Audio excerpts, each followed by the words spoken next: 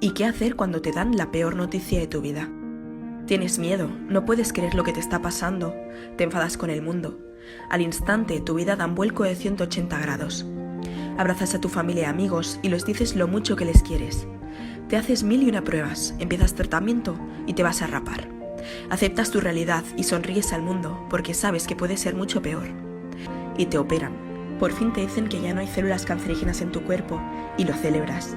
Y te sientes agradecida cada día cuando te levantas no sintiéndote enferma. Te das cuenta que los profesionales de la salud son ángeles en la tierra. Conoces gente increíble que te hace sentir comprendida y querida. No sabes qué es lo que te deparará la vida, pero sabes que tenemos una, que es corta, fugaz y maravillosa. Entonces, ¿qué harías si recibieras la peor noticia de tu vida hoy? No esperes, hazla ahora, porque solo tenemos una vida. Si conectados y si conectadas con Rocío Sosa.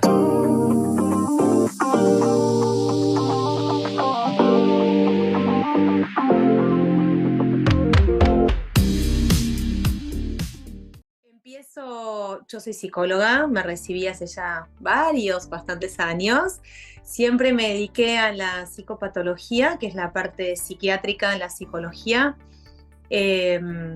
Trabajé en abuso sexual infantil, en violencia, en internaciones psiquiátricas. Estaba trabajando en Senareso, en lo que hoy se llama Hospital Nacional en Red, que es como un hospital que primeramente funcionaba como adicciones y después fue un hospital psiquiátrico general como el Borda y el Moyano. Ellos son de ciudad, son hospitales que pertenecen al gobierno de ciudad, y Senareso era de nación. Yo trabajaba en internación en crisis, o sea, recibía a los pacientes más desestabilizados y eran situaciones muy agudas, muy de urgencia. Ahí me enfermé, me diagnosticaron un linfoma de Hodgkin. En ese momento justo fue el año en el que yo me casé. Yo en ese momento ya tenía 2 hijas, una de 21 y una de 2 años y medio. Ahí empecé mi tratamiento, yo hice el primer protocolo para el linfoma de Hodgkin. Después tuve lo que se llama falso positivo, que, o sea, a ver, el linfoma de Hodgkin es un cáncer de ganglios, que por eso se llama linfoma, trabaja en los linfocitos, y es muy insistidor. O sea, es muy probable que insista varias veces, para lo cual suponían, digamos, de que yo estaba haciendo una vuelta, para lo cual estuve todo un año muy intervenida y resultó ser un falso positivo. Digo esto porque mi tratamiento duró 1 año, pero en realidad 2. O sea, yo estuve poniendo el cuerpo en el tratamiento como 2 años. Digo, que esto para quienes atravesamos por acá no es lo mismo, digamos, ¿no? Porque se trata de poner el cuerpo y las emociones, bueno, y todo lo que eso implica. Yo en ese momento, bueno, como analista y como psicóloga, hacía terapia, por supuesto, como hace un montón de años. Y en ese momento me pasó algo que después vi que a la mayoría de mis pacientes les pasa, que es que sentimos que nadie entiende verdaderamente lo que nos está pasando, porque ahí vos pensás que te irrumpe algo que te rompe totalmente todo el mundo conocido, quién sos, tus valores, lo que te importa, tu agenda, o sea, ¿a qué vas a hacer todo el día? ¿Cómo pones el cuerpo? ¿En qué lo pones? Todo, tus nociones de seguridad, esto de, bueno, ¿y qué puede pasar? De repente todo puede pasar, ¿no? Te está pasando algo dentro de tu cuerpo que no lo podés ver y que tiene que ver con vos porque está dentro tuyo y no se ve y no se siente y no se de verdad controla. muy... Y además, que ese es un tema súper importante, que no se excede esto, ¿no? Ahora, eso igual después te lo digo porque es algo súper importante en todo el proceso. Pero bueno, la cuestión es que pasan muchas ambivalencias. Vos estás bien y mal en simultáneo. Podés estar re contento, pero súper triste en el fondo. O contento porque el cuerpo hoy no te duele, pero en realidad, ¿viste? Ahí estás muy enojado y te molesta la gente, pero querés estar con gente, pero no podés charlar. ¿De qué vas a hablar? Ya nada te importa lo que hablan los demás. O sea, es un momento muy disruptivo. Bueno, yo no fui la excepción, obviamente, para mí fue un momento muy, muy disruptivo. Y dejé de hacer terapia, que para mí fue muy disruptivo dejar de hacer terapia. Y en ese momento dije, bueno, me voy a convertir en la psicóloga que a mí me hubiese gustado tener en ese momento, ¿no? Así que bueno, después de esos 2 años yo en realidad estuve muy, muy, muy deteriorada físicamente, tuve muchos efectos adversos secundarios. Entonces hice una maestría en psicopatología y salud mental en AUDEVA, la Asociación Psicoanalítica de Buenos Aires, que me duró 2 años y medio, ahí me fui recuperando y después de ahí me empecé a dedicar a la psico-oncología.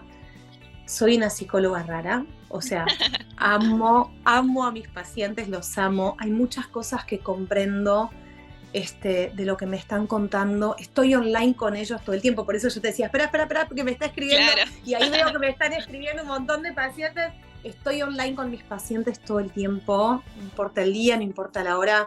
Los voy acompañando en todas estas fluctuaciones de las emociones que aparecen en este nuevo universo y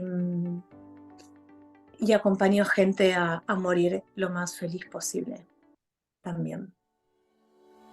Sí, me gustó eso que dijiste, que también me lo habías dicho por audio, porque tiene que ver con empezar a repensar la muerte, digamos, ¿no? En ese sentido de que vos dijiste en un momento en el audio, como bueno, suena raro decirlo, pero bueno, sí, como poder entender que dentro de lo, sí, creo que angustiante le queda corto, digamos, ¿no? Pero dentro de lo angustiante de ver un final cercano, que en realidad es un final universal, pero nunca sabemos cuándo, entonces siempre lo vemos como, lo procrastinamos, digamos, ¿no? Uh-huh. Y bueno, qué importante eso de que haya el acompañamiento también incluso en esos momentos, que capaz que desde otras perspectivas algunos dirán, bueno, no hay nada que hacer, que no se haga más nada, y en realidad no, incluso ahí que haya algo para hacer, que haya algo que hacer, digamos. Mira, esto es un tema fundamental. Yo con mis pacientes hablo de las muertes en plural, porque hay varias muertes en un diagnóstico de cáncer. Una cosa es la muerte en lo real, o sea, la muerte física, de que uno muera físicamente, que esta es una enfermedad potencialmente mortal, para lo cual aparece y necesitamos que aparezca, digamos, para tener criterio de realidad de lo que verdaderamente estamos viviendo. Pero además de esa muerte, que la corro a un costado, hay un montón de otras muertes simbólicas de la identidad, de esto que te decía antes de los conceptos, qué es lo que antes me hacía feliz. Me levantaba en la mañana para ir al colegio, para ser buena alumna, o para trabajar, y de repente toda mi realidad cambió, y ahí hay una muerte. Hay muchas muertes desde lo físico, muchas veces se nos cae el pelo o la piel. Bueno, yo tuve muchas pérdidas, desde la imagen, que además es lo que nos identifica con el otro, Claro. ¿no? Lo que nos presenta, y ahí se dan muertes también en lo social, en nuestro propio reconocimiento de quiénes somos. Es un trabajo de verdad muy angustiante, como vos dijiste, y muy disruptivo, porque pensá en esto, nosotros podemos estar acostumbrados a escuchar la muerte en tercera persona. Uy, ¿viste que se murió fulano? Lo escuchamos en la tele todo el tiempo. Pero vos cambiaste de canal y seguís tu vida y no te pasó absolutamente nada. Después está la muerte en segunda persona. Uy, es alguien que conoces, puede ser más o menos cercano. Uy, la hija de fulano, o mi amigo, un par, mi abuelo, mi hermano. Ahí también se van dando como, bueno, distintas angustias según la cercanía y el vínculo, pero algo te transforma, algo te angustia, aunque sea más o menos tiempo, pero hay una transformación ahí. Pero la muerte en primera persona es otra cosa. O sea, atravesar la muerte, insisto, no solo la muerte desde lo real, que también al yo acompañar a gente a morir en lo real es una situación, pero aún así, atravesando una enfermedad potencialmente mortal, estás atravesando la muerte en primera persona, todas las muertes que vas teniendo simbólicas en todo ese proceso en primera persona. Y eso es algo muy desconocido que solo los que hemos pasado por ahí, o sea, verdaderamente comprendés lo que representa estar las 24 horas del día con la muerte en primera persona Y el proceso, eso que vos dijiste, es súper rico y es algo que trabajo mucho. Siempre hay algo para hacer. Tal vez no podamos, como decíamos al principio, nos excede, no podamos hacer con lo que nos pasa. Pero hay algo muy importante y que depende 100% de nosotros, y que es lo único que depende 100% de nosotros, es qué vamos a hacer con eso que nos pasa. No podemos controlar lo que nos pasa, tal vez, a veces sí, a veces no. Digo, si cruzás la 9 de julio con los ojos cerrados, bueno, Claro. o sea, digo, ¿no? Ok, pero estamos hablando de situaciones donde, bueno, a veces no podemos y las cosas nos pasan, pero sí va a depender de nosotros lo que hagamos, lo que decidamos hacer nosotros con eso. Y ahí es donde yo apunto siempre a trabajar con mis pacientes.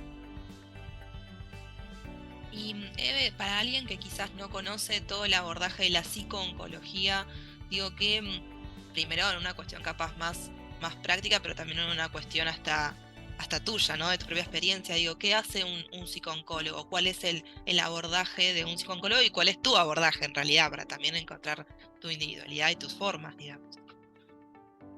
Bueno, un psicooncólogo es un psicólogo que se especializa en acompañar gente en tratamiento oncológico.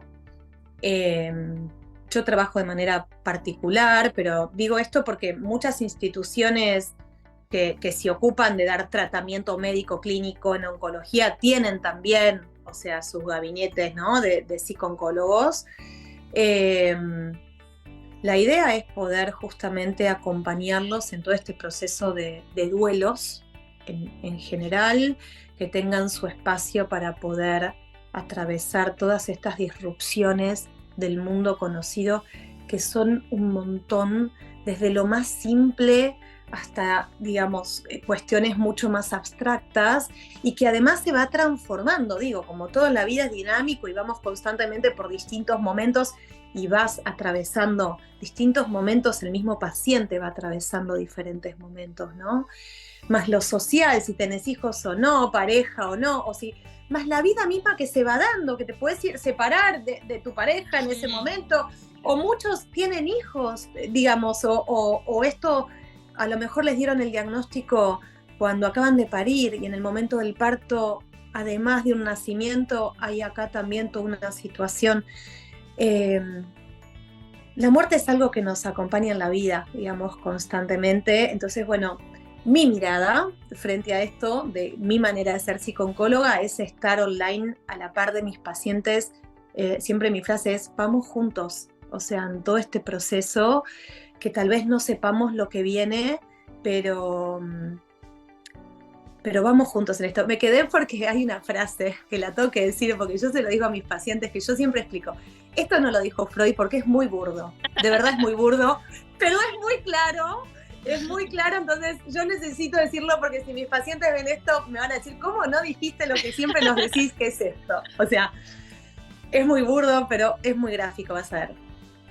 Es una situación que es una mierda, pero vamos a convertirla en abono. Vamos a hacer que te enriquezca. Digo, yo no sé si esto vino para enriquecerte, para enseñarte. Esto vino, digo, por un montón de factores, porque vino. No vamos a detenernos ahí, porque ya vino, no nos sirve. Claro. Pero lo que podamos hacer con esto, que es difícil, que es una mierda, pero vamos a hacer que te enriquezca, que te abone, que te fortalezca, que te reencuentres, que te reconstruyas, que puedas ver la vida desde otra manera, que te reinventes, que vayas en pos de la pulsión de vida entre tanta muerte. Esa es mi manera de ser psicooncóloga. Más, perdón, y esto es re importante, Sí. más la vida misma, porque digo, también trabajamos los deseos, los proyectos, las frustraciones, la sexualidad, los vínculos, porque yo siempre les digo, esta es tu vida, no es que tu vida está frisada porque estás atravesando la enfermedad, digo, esta es tu vida, hasta el último suspiro, hasta a quienes acompaño a morir, hasta el último suspiro, hay una palabra por decir, hay un abrazo por dar, hay una pregunta por hacer, siempre apostar a la pulsión de vida, aún hasta el último suspiro. Yo siempre digo que la muerte me encuentre viva, No respirando, viva, Claro, con el deseo viviendo. ahí, claro, tal cual, viviendo, tal cual, sí. Claro. Sí, qué importante también, bueno, esto que dijiste, ¿no? Porque muchas veces, e incluso en otro tipo de diagnósticos, en otro tipo de padecimientos, eh, cuesta a veces que la persona pueda despegarse de eso, que si bien se entiende que sea parte del motivo de consulta y que sea parte del discurso, pero qué importante también decir, bueno, pero hay más allá de esto, hay más allá de este diagnóstico, hay otras cosas que te pueden llegar a estar pasando que también son relevantes y que también podemos hablar y darles un lugar, digamos, ¿no? Como para que la Ujú, persona no se transforme en el diagnóstico. Yo he escuchado, bueno, en videos o en testimonios de personas que han atravesado por esto, que relataban, por ejemplo, que en el cómo estás, la gente hacía, ¿cómo estás? ¿No? Y esa mirada de, ay, la pobre, ¿no? Y que decían, quiero que me pregunten cómo estás, como se lo preguntan a todo el mundo, digamos, ¿no? Quiero correrme un ratito y claro. olvidarme un ratito de que tengo esta situación y mirá cómo me cuesta decir enfermedad, ¿no? Como que también se ve que yo debo tener algo personal con eso, pero esta enfermedad, este padecimiento, em, saber que bueno, que no tiene que ser lo que nos defina, digamos, ¿no? A quienes atraviesan por Ujú. eso. Y así como con cualquier otro padecimiento, digamos, poder ver un más allá, por así decirlo. Mira, Reina, es re importante lo que decís porque todos tenemos un temita con la enfermedad, digo, con la muerte. Todos tenemos un temita con el que nos digan, che, no podés, lo que fuera que no podés. Sí, sí. O, o no podés vivir más, o no podés caminar, o no podés ir allá porque te tenés que operar, o no podés dejar de vomitar. Digo, pero no podés, ¿no? Y ahí nos convoca, digamos, a todos los vivientes, ¿no? A todos los mortales, nos convoca la muerte. Insisto, las muertes en plural, no solo la muerte física, porque, insisto, la enfermedad que aún uno está transitando con altísimas chances de remisión y de curarse, igual hay muertes simbólicas ahí que procesar, ¿sí? También dijiste algo muy importante que nos atraviesa a todos los que hemos pasado por ahí, que es la mirada del otro. La mirada del otro es algo que yo trabajo mucho, que es un proceso. Todo se va dando en distintos procesos, pero la mirada del otro suele ser un espejo también de qué nos pasa a nosotros con nosotros mismos, ¿no? Justo recién hablaba, antes de empezar, con una pacientita sobre esto, ¿no? La vergüenza que me vean. O sea, ¿quién se avergüenza? O sea, Claro. tiene que ver en realidad con nuestra angustia de vernos a nosotros mismos de esa manera, ¿no? De entender también que el otro a lo mejor lo pregunta de cierta forma porque nada entiende de lo que es atravesar la muerte en primera persona. Mira, cuando yo me enfermé, te digo, estaba muy deteriorada físicamente, se me notaba por todos lados que estaba enferma y que estaba transitando un cáncer. Y tenía una tía que cada vez que me veía lloraba, y lloraba, y lloraba. Y un día me cansé, ¿viste? Y un día le dije, deja de llorar por mí, porque yo estoy feliz, porque yo estoy bárbara, estoy viendo, los árboles brillan de otra forma, estoy priorizando, estoy despierta, estoy viva, no pierdo tiempo en tonterías, yo estoy bien, vos estás llorando por vos, no por mí. El otro siempre habla del otro, aunque nosotros seamos su espejo. Claro. Entonces, esto es un trabajo también muy importante porque, a ver, si bien empezamos a pertenecer a otra dimensión, digo, ¿no? Los que atravesamos la muerte en primera persona, empezamos en otra dimensión, desde la ambivalencia, desde todo este abordaje, pero también hay que poder convivir, o sea, con los otros, con los vínculos que te miran y te dicen, ay, vos ya no sos el mismo. No, claro Claro. que no.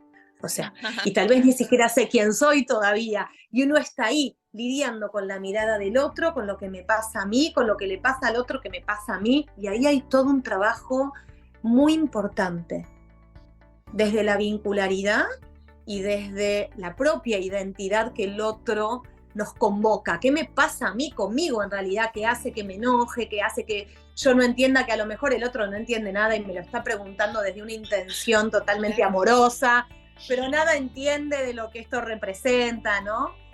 Bueno, ahí sí, todo un trabajo muy importante para poder seguir conviviendo, ¿no? Claro, sí, sí. Bueno, con esos otros, digamos, ¿no? Como y Ajá. cómodamente, porque no sería que convivir como con padecimiento y con frustración y con, bueno, me la aguanto, sino que sea una cuestión hasta de fluidez, digamos, con los Ujú. otros, con el resto. Bueno, ahí yo trabajo mucho a veces, bueno, según la edad, ¿no? Pues yo trabajo con niños, adolescentes, adultos y gerontes, según la edad y según, esto es muy artesanal, según el caso por caso, también con la familia.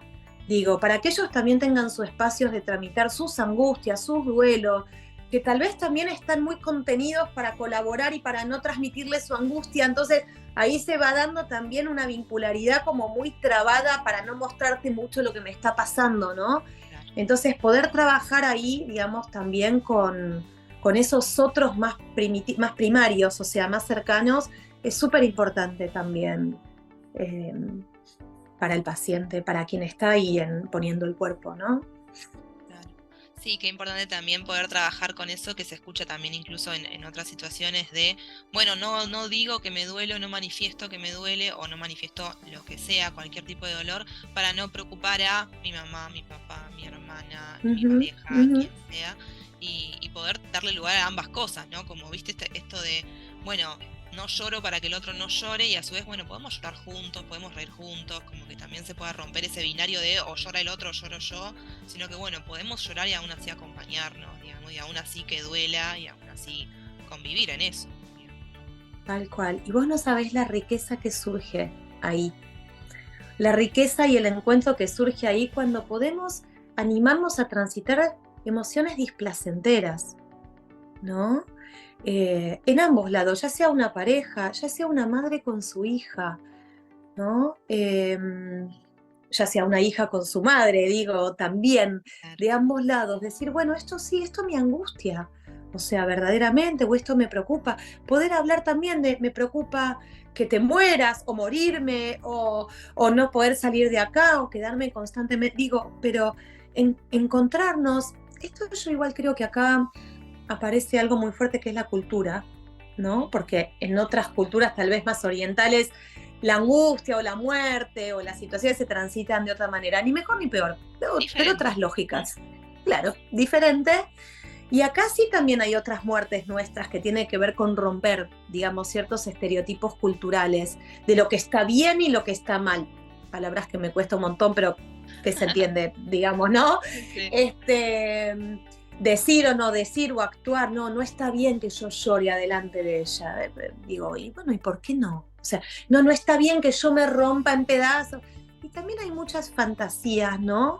De si me rompo, no me voy a... Esto, el concepto de lo que es la fortaleza es muy cultural. Ser fuerte es, yo me la banco, yo no lloro, tanto para el paciente o la familia, ¿eh? No me la banco, no lloro porque hay que estar fuerte.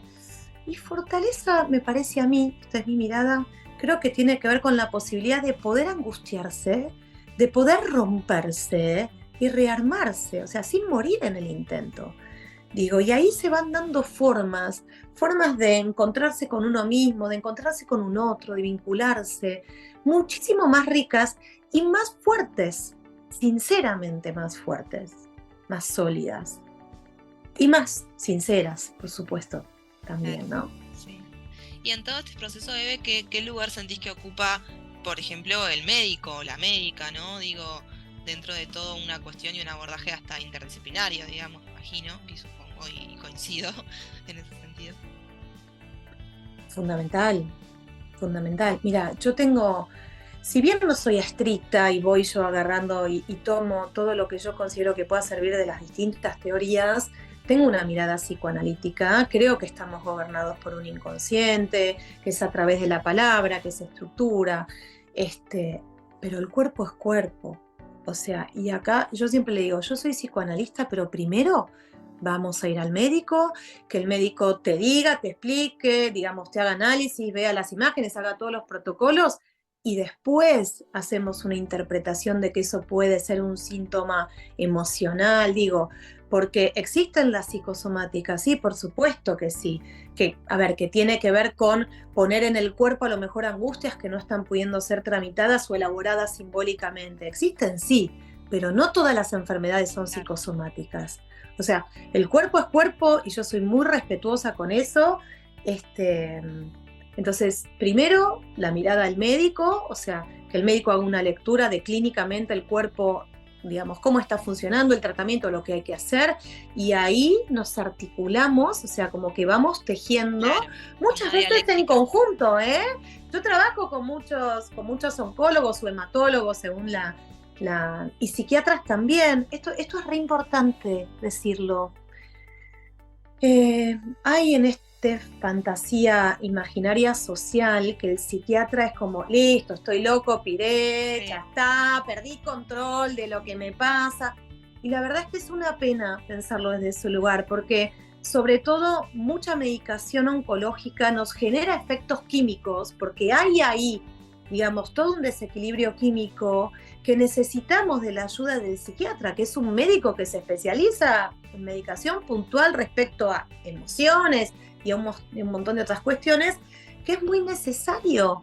Así como necesitamos de la medicación que trata enfermedades en el cuerpo, el psiquiatra está dentro también muchas veces de esa línea donde nuestro cuerpo se desajusta y no todo lo podemos controlar. La ansiedad, a veces determinadas angustias, ¿no? Digo, acá entran bastantes profesionales y yo suelo de trabajar en conjunto, en la medida en que se me permita, por supuesto, con la mayoría, con colegios también, cuando se trata de adolescentes o de niños, con colegios también. Y por suerte te digo que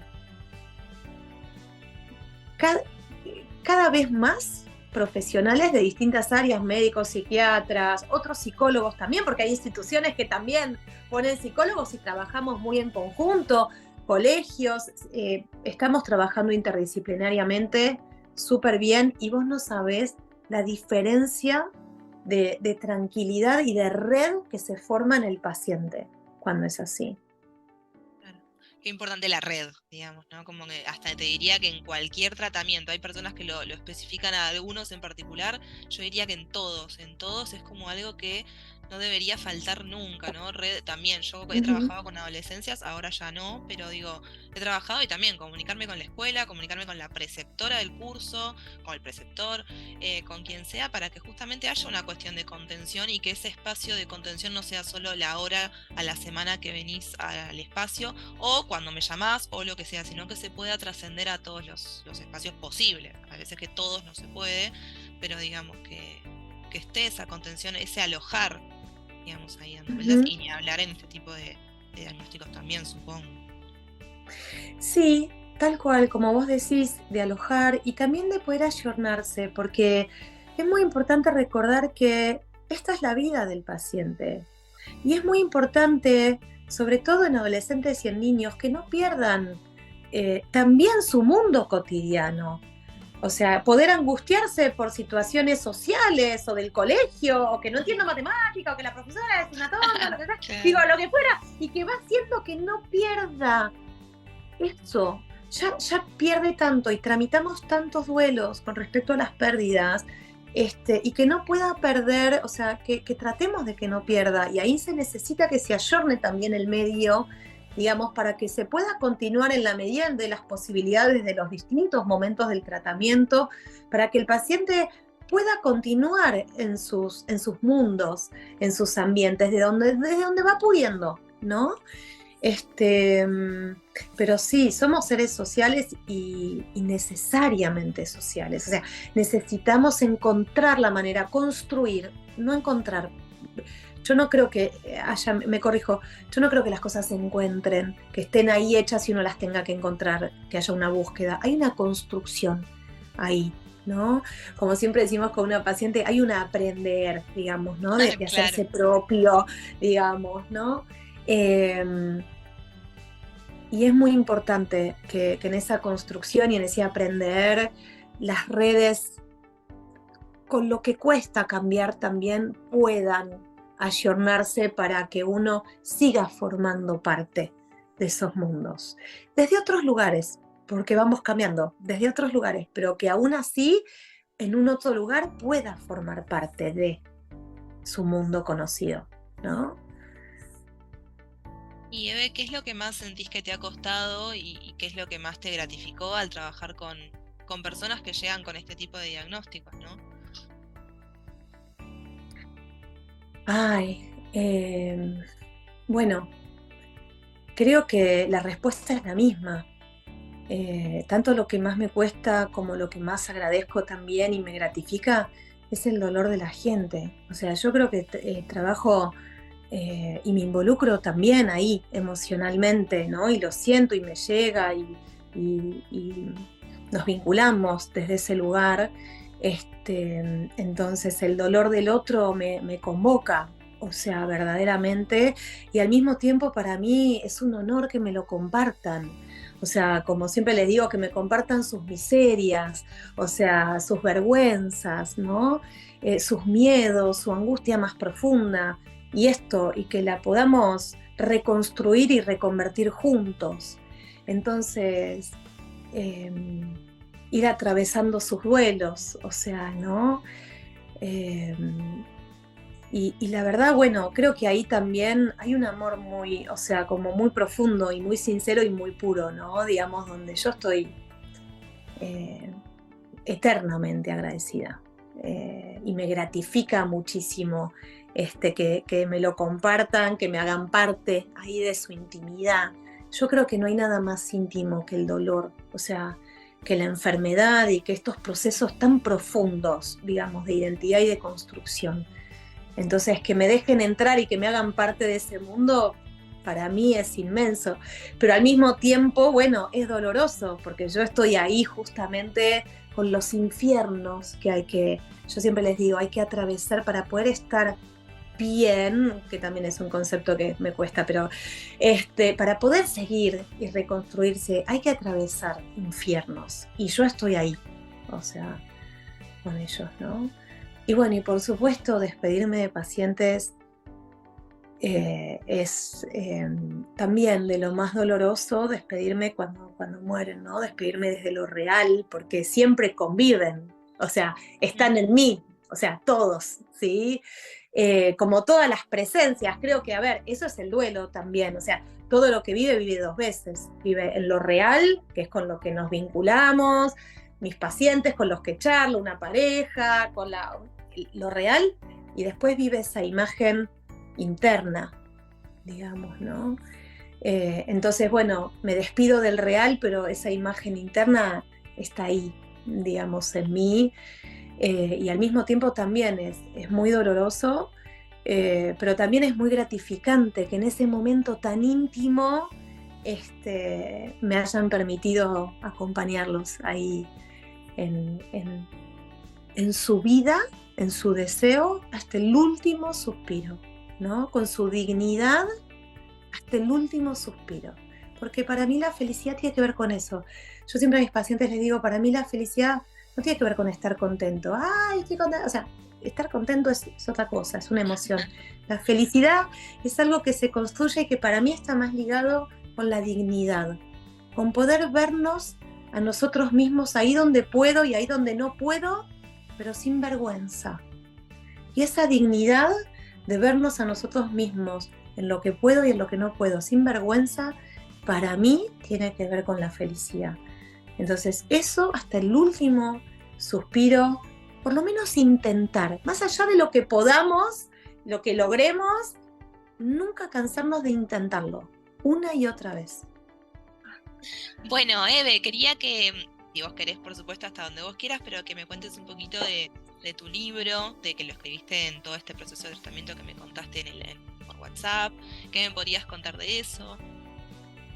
Sí, claro. A veces cuando me dicen, ay, vos escribiste un libro, a mí me resulta rarísimo porque la realidad es que yo no me senté a escribir un libro. Yo, esa noche, que fue el 11 de septiembre, que me diagnosticaron el linfoma, que estimaban, o sea, que ya sabían que era cáncer, que estimaban que era un linfoma de Hodgkin, donde se iba a iniciar ya todo y donde mi vida cambió radicalmente. Yo me senté esa noche, es un momento muy disruptivo, y yo llegué a mi casa y estaba muy acelerada y no podía parar de pensar, ¿no? Y qué iba a pasar y cómo iba a ser y me iba a morir y mis hijas, y les tenía que decir, ¿qué les tenía que decir? ¿Qué contaba? ¿Qué contaba y qué no contaba? Si yo todavía no entendía nada, pero sabía que algo estaba pasando, pero digo, es un momento muy confuso, muy bisagra, y yo en ese momento me senté me preparé un mate, que siempre estoy tomando mate, y empecé a escribir, y empecé a escribir, y yo todas las noches iba escribiendo todo lo que me pasaba, físicamente, emocionalmente, cómo yo iba cambiando, la mirada ajena, iba por la calle, me enojaba con la gente que discutía por el perro, por la caca del perro, veía a la gente apurada, ¿dónde van tan apuradas? De repente todo el mundo se transforma, ¿no? Porque todo el mundo interno se transforma, entonces de repente todo el mundo externo frente a la mirada de uno se empieza a transformar, y yo iba escribiendo, claro, todo, desde nociones de seguridad o de conceptos o de proyectos, o para el sentido, esto es algo súper importante, el sentido de la vida, ¿para qué me levanto? De repente se transforma, o sea, todo eso que te identificaba, que hacía que yo soy, yo era, yo luzco, yo me veo, yo parezco, muere y se transforma, y es muy confuso el proceso. Entonces yo iba escribiendo, pero a modo de terapia para mí, ya te digo, como no me sentía como muy comprendida, lógicamente que no me sentía muy comprendida, porque es difícil comprender todo esto, esta magnitud. Entonces, bueno, yo fui escribiendo todas las noches, todos los días, todo lo que me iba pasando, y se lo mandaba a mis amigos, a mi familia y a mi médico, que lo amo profundamente. Y mi médico siempre lo leía, y cuando entré en remisión, en la primera remisión, porque ya creo que después estuve un año más, él me dijo, Eve, ¿puedo empezar a pasarlo a otros pacientes? Porque vos lo explicás de cierta forma que la verdad es que me gustaría que ellos, digamos, se vean ahí reflejados. Entonces ahí lo hice libro. El texto tal cual yo escribí en ese momento, bueno, lo mandé a un corrector, obviamente, por los errores. Sí, por supuesto, ¿no? Nosotros no manejamos, claro. Claro, por supuesto. Lo separé en capítulos para que no sea todo un choclazo, digamos, de corrido. Lo separé en capítulos, fui poniendo títulos a los capítulos, pero el texto tal cual es ese, que en realidad no es que escribí un libro, sino que en realidad era mi terapia, o sea, mi momento de sanación, de expresar todo eso sin a lo mejor traspasárselo a otro. Bueno, tal vez por nuestra profesión también a mí me costaba mucho ser la escuchada y no ser la que escucha, digamos, ¿no? Entonces, bueno, encontré en esta modalidad esa forma que a mí me funcionó, así que lo imprimí, lo hice libro, creo que está por ahí está, por ahí arriba, que se puede tener cáncer y ser feliz, esto también pasará. Y es el texto tal cual yo escribí en el transcurso de mi enfermedad. Sí me gustaría ahora sí sentarme a escribir qué pasa después, porque déjame que te diga esto. El momento de la remisión, para quienes tenemos la bendición de llegar a ese momento, igual aunque la enfermedad siempre es presente, ¿eh? Sí. No porque la enfermedad esté presente, pero los miedos, las ansiedades, y volverá, esto de quién soy ahora, que ya no soy la que está enferma, ni tampoco soy la anterior, o sea, la enfermedad siempre desde algún lugar nos convoca al presente, que no quiere decir que la enfermedad en lo real esté en lo presente siempre, pero el momento de la remisión es uno de los momentos más difíciles de todo el tratamiento, casi contrariamente a lo que debe pensar la mayoría de la gente, porque esto también impacta mucho la mirada de la gente, que suele ser, bueno, ahora ya está. Ahora, claro, ya pasó, o sea, vos no podés sufrir por nada, no te podés hacer problema por nada, ya está, después lo que pasaste vos, pum para arriba, ya está. Y lo que pasa es que, como la realidad nos empuja a poner el cuerpo a hacer, no tenemos tiempo de procesar emocionalmente todo, y eso se procesa en delay. Entonces, por lo general, en el momento de la remisión, la enfermedad empieza a pasar emocionalmente en presente. Yo viví todo esto y empezás a resignificar. A mí me pasó, a mí me operaron, me abrieron acá, me pusieron, me hicieron eso, yo sufrí todo, y yo igual me levanté, igual seguí, porque en el momento del diagnóstico hay una disociación funcional necesaria para que uno igual vaya y ponga el cuerpo y haga, pero después esa disociación necesita volver a unirse, que es en el momento de la remisión, y suele ser un momento muy crítico, muy angustiante, muy difícil, y sobre todo porque la mirada de los demás es, ya está, pero ¿cómo vas a estar mal ahora? ¿Ahora? O sea, y en realidad la enfermedad se empieza a procesar emocionalmente ahora, más también todas las secuelas, ¿no? A mí se me despertaron muchas enfermedades autoinmunes, esto de seguir poniendo el cuerpo, que las articulaciones, que la piel, que las manos, que los dientes, digo, no importa, cada uno, que el pelo, que todavía no tengo pelo, pero ya está, pero no está, y si esto vuelve, y si es un momento muy delicado, muy inflamado, digo yo, como que uno está muy sensible, muy doloroso, pero los demás no se suele poder acompañar y poder conectar, o sea, con este momento tan doloroso, y además porque te empezás a separar de la mirada del médico, que es un momento, porque la enfermedad tiene algunas ventajas, pongámosle esa palabra, digo, ¿no? Que nos resguardamos ahí, que tiene que ver con estar muy observado, muy mirado, muy controlado, muy acompañado por varios, por familiares, por profesionales, y después, bueno, ya está, y la gente sigue con su vida y se empieza a abrir, y es un momento de verdad muy ansiógeno, muy angustiante, contrariamente a lo que la gente piensa. Así que ese libro sí, me gustaría sentarme a escribir de qué nos pasa después de la enfermedad. Sí. ¿No? Y Eve, ahora que mencionaste esto, digo, ¿qué pensás que le podrías decir o informar o aconsejar, no sé si aconsejar, pero digo, a aquellas personas que son familiares o que acompañan a personas que están atravesando un diagnóstico de este estilo? Bueno, a mí los consejos me cuestan mucho porque yo soy más de lo artesanal, o sea, de poder escuchar ahí la angustia del otro, en lo que el otro puede o no puede, cuáles son sus modalidades, o sea, de acercarse. Sí, tal vez lo que me gustaría poder decirles es que en realidad se los digo, todo lo que hagan va a estar bien y va a estar mal, en simultáneo. O sea, va a estar bien desde la intención de lo amoroso, del querer acompañar, desde esa intención, ¿no? De querer estar, y va a estar mal, porque va a ser insuficiente, porque va a ser la palabra Eso iba a decir, incorrecta, porque el que claro. está en primera persona es otra cosa. Entonces eso, que puedan sobrevivir y que comprendan que todo lo que hagan va a estar bien y va a estar mal.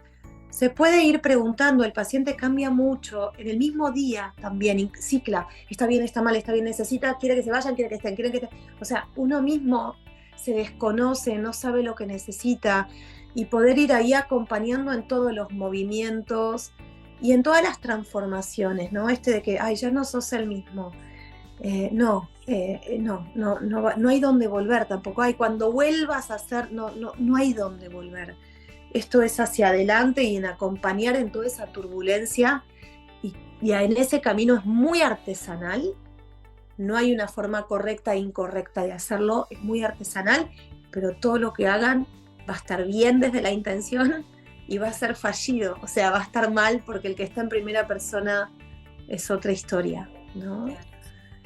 Sí, que no va a alcanzar y que, bueno, en cierto punto hasta está bien, digamos, que no alcance, porque es parte del todo. Y es parte del todo en estos momentos y en muchos otros momentos, digamos, porque tiene que ver con la otredad, con lo distinto y con reconocer al otro como diferente, que está atravesando otra cosa y que quizás aunque uno lo atraviese lo mismo a niveles clínicos, a nivel subjetivo, siempre va a ser distinto.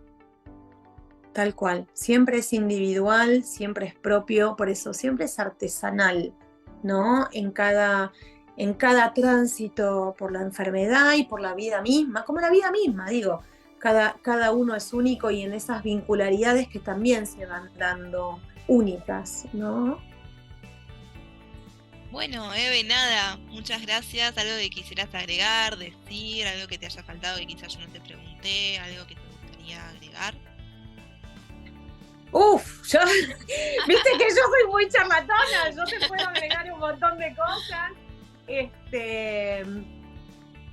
No, me gustaría a lo mejor sí cerrar con esa frase, ¿no? Que la muerte nos encuentre vivos, y que no quiere decir respirando o que el corazón, digo, vivos desde el deseo, desde esa palabra dicha, ese abrazo, ese gracias o esa disculpa o que la muerte nos encuentre vivos.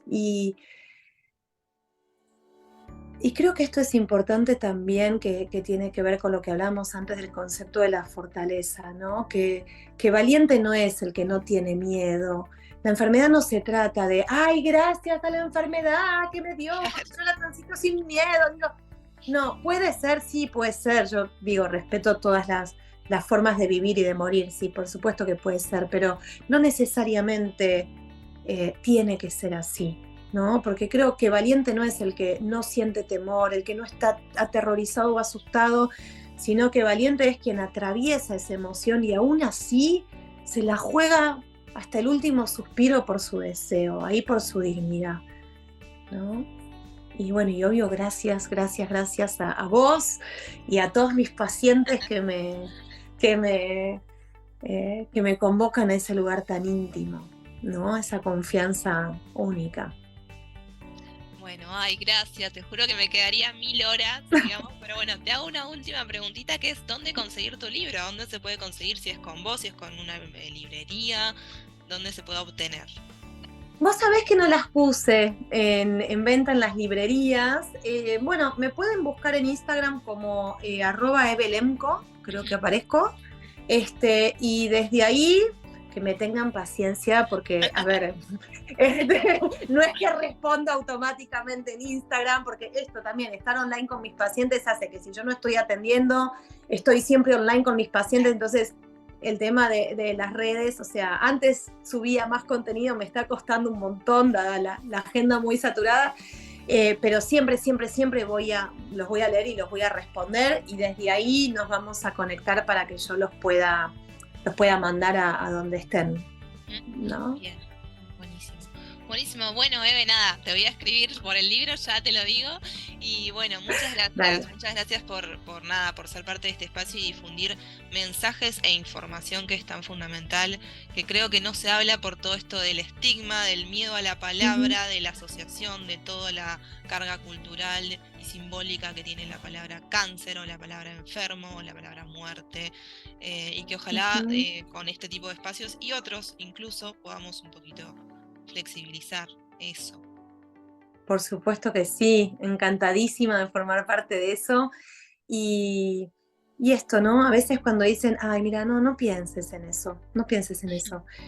Y si no pensamos en la muerte o en la enfermedad o en lo que nos angustia, ¿en qué pensamos? O sea, digo, si nos atraviesa, si nos constituye, si nos convoca constantemente, ya sea desde lo real, ya sea desde el cuerpo, desde el temor, desde la fantasía, desde ¿en qué pensamos si no? ¿No?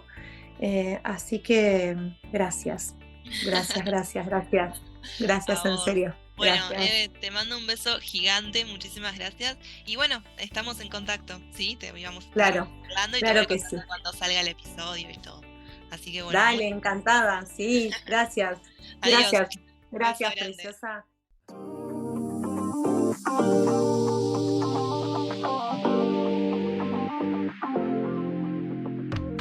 Sí Conectados y Sí Conectadas es un podcast independiente y autogestivo sobre salud mental. Si te gustó o interesó lo que escuchaste, dale clic al botón seguir para enterarte de próximos episodios. Si lo deseas, puedes aportar tu colaboración ingresando a www.campsite.bio/lic Rocío Sosa para que este podcast pueda mejorar y seguir creciendo.